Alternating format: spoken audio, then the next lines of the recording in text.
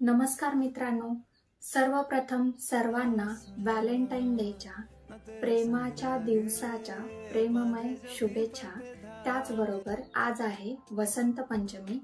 त्या वसंत पंचमीच्याही तुम्हाला सर्वांना शुभेच्छा। आता बऱ्याच वेळा ओपीडीला होतं की पेशंट किंवा असं म्हणूयात की पॅरेंट्स जेव्हा माझ्याकडे येतात तेव्हा ते म्हणतात की मॅडम माझा मुलगा किंवा मुलगी डिप्रेशनमध्ये आहे, तर तिला कसं बाहेर काढता येईल। तर हा व्हिडिओ जो आहे, प्रेम कसं असावं, ते कशा पद्धतीने केलं जावं आणि समाजातील रोचक किंवा खोचक गोष्टी कोणत्या आहेत ते कसं समजून घेतलं पाहिजे, या सर्वांना आणि तरुण पिढीला हा व्हिडिओ कसा फायदेशीर ठरेल या उद्देशातून इथे ही तत्व मांडण्यात आलेली आहेत। सर्वप्रथम तरुण पिढीला, सर्व यंगस्टर्सला धरून हा व्हिडिओ बनवला गेलेला आहे।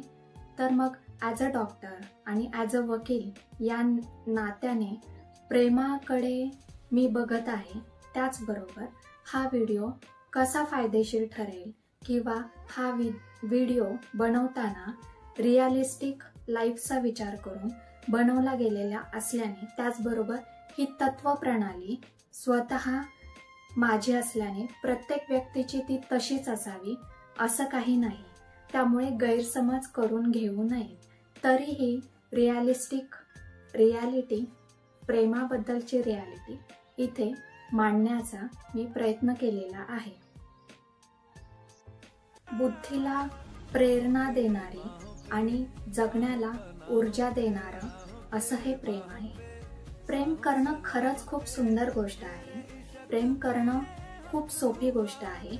ते खरं असायला हवं, त्यात प्रामाणिकता हवी, त्याचबरोबर त्याला एक उद्देश हवा। म्हणजेच काय, जेव्हा तुमची ध्येयप्राप्ती झालेली असेल किंवा ध्येयप्राप्ती हा जसा प्रत्येक व्यक्तीचा उद्देश आहे, त्याचबरोबर प्रेमाचीही तत्व किंवा रियालिटी उद्देश हे क्लिअर असावे, ते प्रत्येक व्यक्तीनुसार क्लिअर असावे, हाच इथे सांगण्याचा प्रयत्न आहे। प्रेम हा शब्द म्हटला की समाजामध्ये किंवा कम्युनिटीमध्ये आपण बघतो की भिन्न लिंग व्यक्तींमध्ये, स्त्री पुरुषांमध्ये जे केले जाते ते प्रेम, अशी एक भावना आहे किंवा असा एक समज आहे। त्याचबरोबर मुला-मुलींना म्हणजे शालेय मुला-मुलींना, त्याचबरोबर कॉलेज लाईफमधील मुला-मुलींना एक ग्लॅमरस वर्ल्डमध्ये म्हणजे मीडियामधून जे प्रेम किंवा विक्षिप्तपणा जो दाखवला जातो त्यातून जे प्रेम समजले जाते, म्हणजे त्यांच्या वाईट गोष्टींना कुठेतरी खतपाणी घालण्यासाठी प्रोत्साहन किंवा प्रेरणा देणारं हे मीडिया आहे।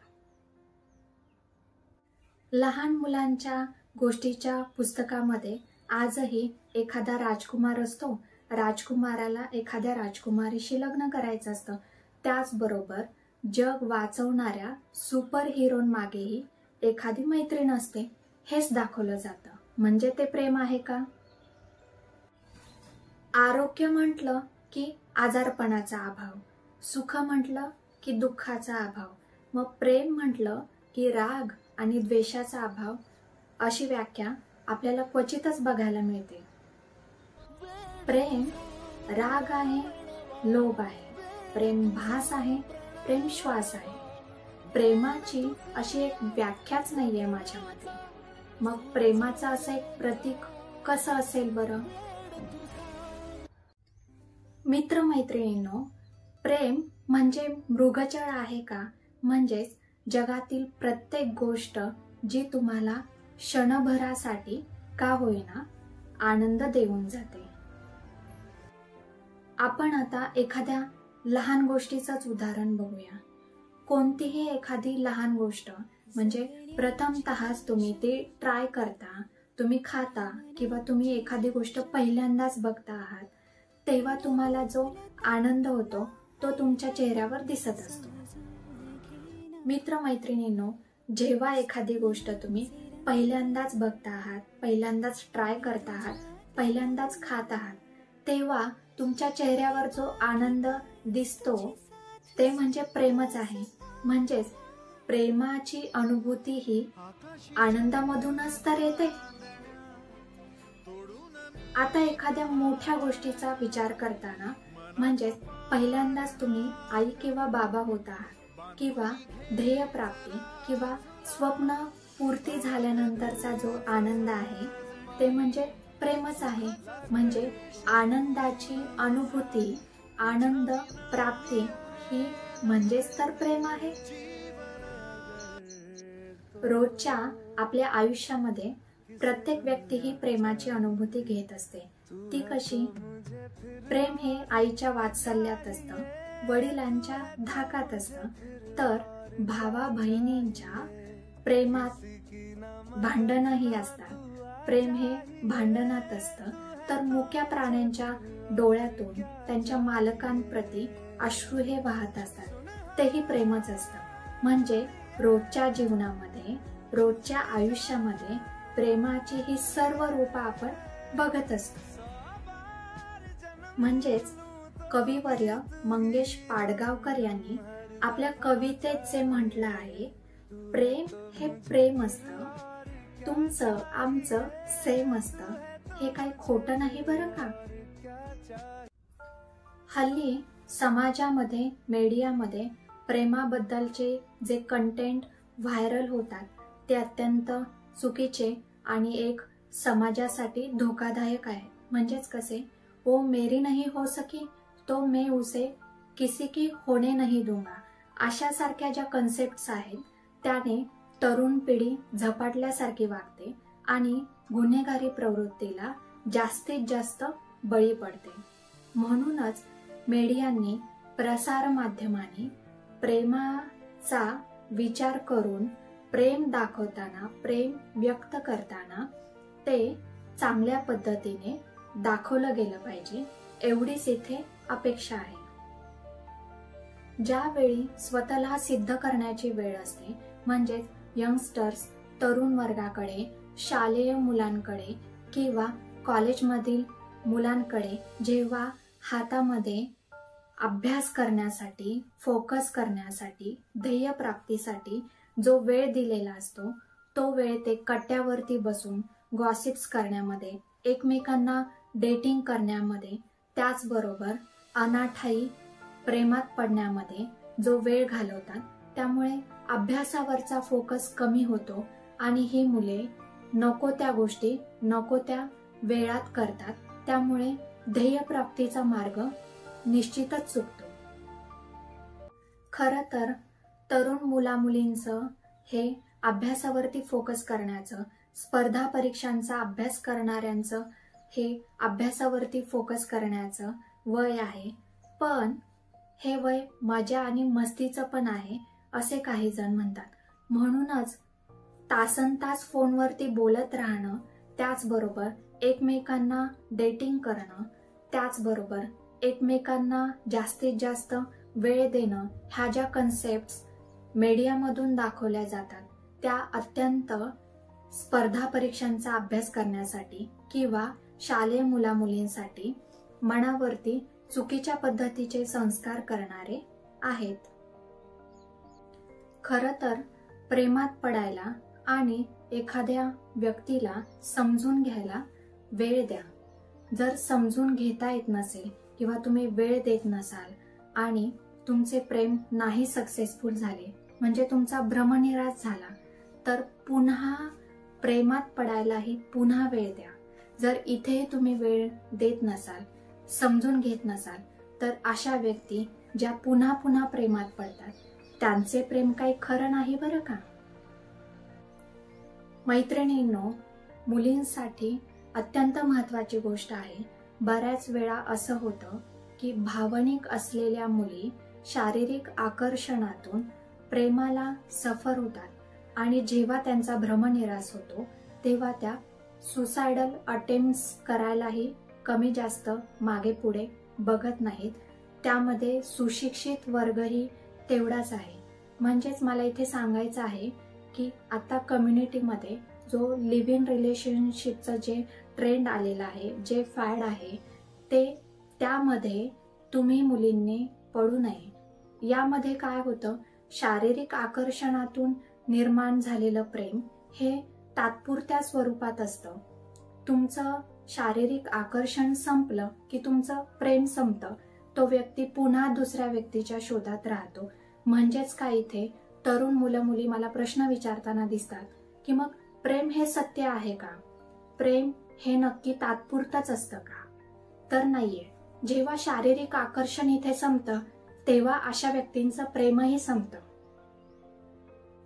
म्हणजेच काय, तरुण पिढीला, तरुण मित्रमैत्रिणींना सांगणं किंवा समजावणं म्हणूयात हे आहे की शारीरिक आकर्षणातून निर्माण झालेलं प्रेम आहे ते त्याला बळी न पडता, तात्पुरत्या प्रेमाचा विचार न करता, जेव्हा ध्येय प्राप्तीचं वय आहे, तुमचे डिसिजन्स तुम्हा स्वतःला घ्यायचे असतात, तेव्हा तुमच्या एका चुकीच्या डिसिजनमुळे तुमच्या आयुष्याचा ट्रॅक चेंज होतो आणि अशा मुला मुलींचा, अत्यंत हुशार मुला मुलींचं आयुष्य एका टर्निंग पॉइंटला चेंज होतं आणि ते भ्रमनिरास आयुष्यातून पूर्णतः भ्रमनिरास झालेले दिसून येतात.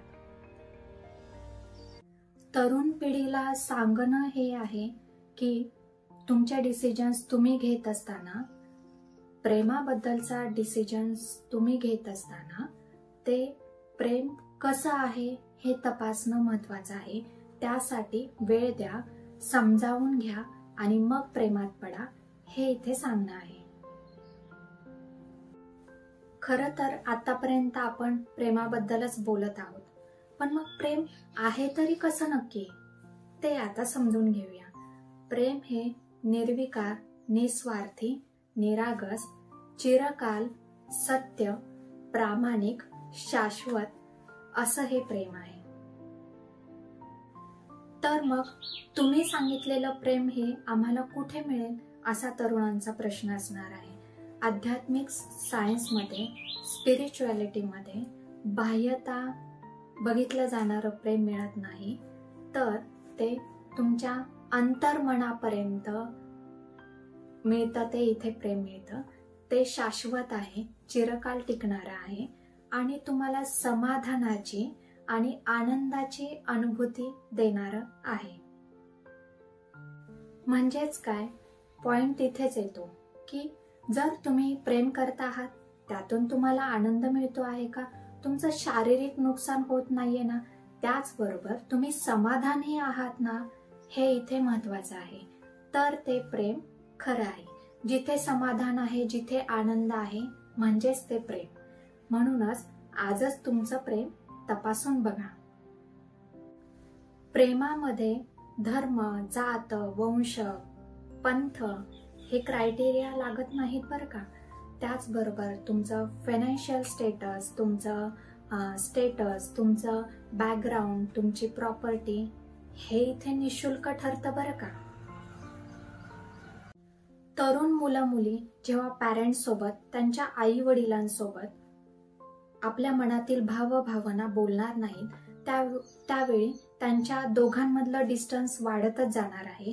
हे डिस्टन्स वाढल्यामुळे कुठेतरी अंडरस्टँडिंग लेवल, मॅच्युरिटी लेवल कमी होणार आहे. म्हणजेच मोठ्यांना असं वाटणार आहे की यांना काय समजतं आहे, तरुण जनरेशनला, तरुण पिढीला काय समजतं आहे, किंवा या तरुण पिढीला असं वाटतं की आपण माझ्या मनातल्या या गोष्टी यांना का समजून सांगाव्यात.